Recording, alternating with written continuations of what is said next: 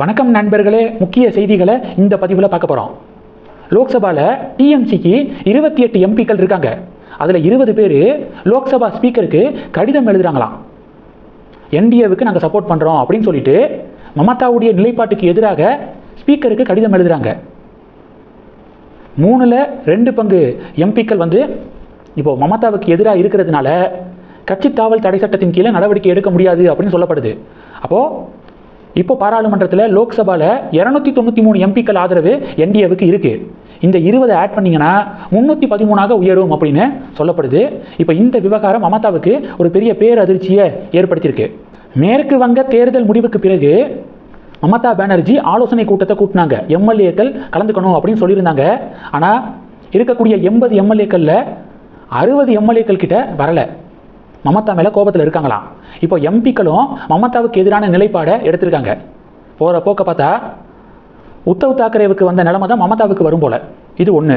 ரெண்டாவது என்ன பார்க்க போகிறோம்? தமிழக பாஜகவிலிருந்து விலகி அண்ணாமலை இயக்கத்தில் சேரக்கூடியவர்களுடைய எண்ணிக்கை மிகப்பெரிய அளவில் இருக்குது. ஒவ்வொருத்தங்களாம் நம்ம சொல்ல முடியாது. நிர்வாகிகள் யார் யார் விலகியிருக்காங்க, யார் யார் அண்ணனுடைய இயக்கத்தில் சேர்ந்துருக்காங்க அப்படின்னு ஒன்றொன்னா பட்டியலிட்டா நாளைக்கு வரைக்கும் நம்ம பேச வேண்டியது இருக்கும். முக்கிய நிர்வாகிகளை மட்டும் நான் சொல்லிடுறேன். இன்றைக்கி பார்த்தீங்கன்னா தமிழக பாஜகவுடைய எஸ்டி பிரிவு மாநில தலைவர் சுமதி அவர்கள் பாஜகவிலிருந்து விலகி அண்ணாமலை இயக்கத்துக்கு ஆதரவு தெரிவிச்சிருக்காங்க. கோவை வடக்கு எடுத்துக்கிட்டிங்கன்னா கோவை வடக்குக்கு உட்பட்ட 150 நிர்வாகிகள் கூண்டோடு ராஜினாமா பண்ணியிருக்காங்க. அண்ணாமலை இயக்கத்துக்கு சப்போர்ட் பண்ணியிருக்காங்க. இது கோவை வடக்கு. தமிழக பாஜகவுடைய பொருளாதார பிரிவு மாநில செயலாளர் மேகநாதன் அப்படிங்கிறவரும் கட்சியிலிருந்து விலகி மலை இயக்கத்துக்கு சப்போர்ட் பண்ணியிருக்காப்புல. இந்த லிஸ்ட் அப்படியே சொல்லிக்கிட்டே போகலாம். இது 2.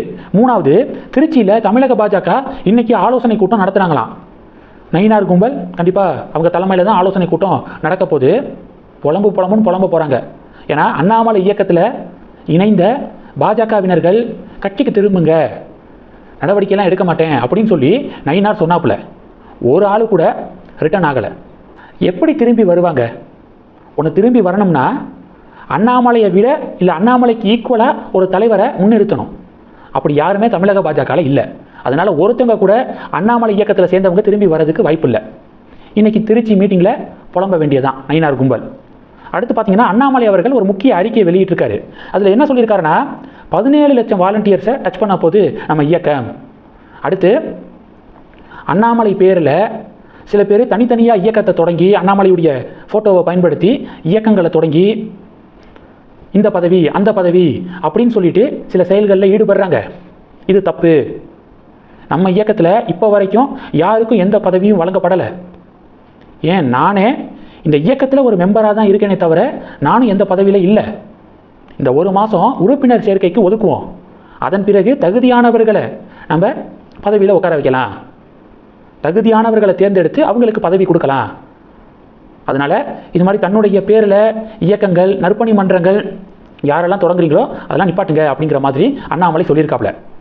நம்ம இயக்கத்தில் சேரணும்னா லிங்க் இருக்குது, அதில் அதிகாரப்பூர்வமாக சேர்ந்துக்கோங்க, இதுதான் நம்ம இயக்கம் அப்படின்னு அண்ணாமலை தெளிவுபடுத்தியிருக்காப்புல.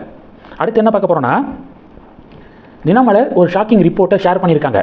என்னென்னா, திமுக பாஜகவுக்கு ஆதரவு வழங்க ஆலோசனையில் இருப்பதாக தினமலர் ஆர்டிக்கிள் வெளியிட்டிருக்காங்க. காங்கிரஸுக்கு துரோகம் செய்த காங்கிரஸுக்கு பாடம் புகட்டவும், டிவிகேவுக்கு நெருக்கடி கொடுக்கவும் டிஎம்கே பாஜகவுக்கு ஆதரவு தெரிவிக்க ஐடியாவில் இருக்காங்க அப்படிங்கிற மாதிரி தினமலர் சொல்லியிருக்காங்க. டிஎம்கே பிஜேபி கூட்டணியா? வாய்ப்பே இல்லையே. உதயநிதி ஸ்டாலின் மூச்சுக்கு 300 தடவை சனாதன தர்மத்துக்கு எதிராக பேசுகிறாரு.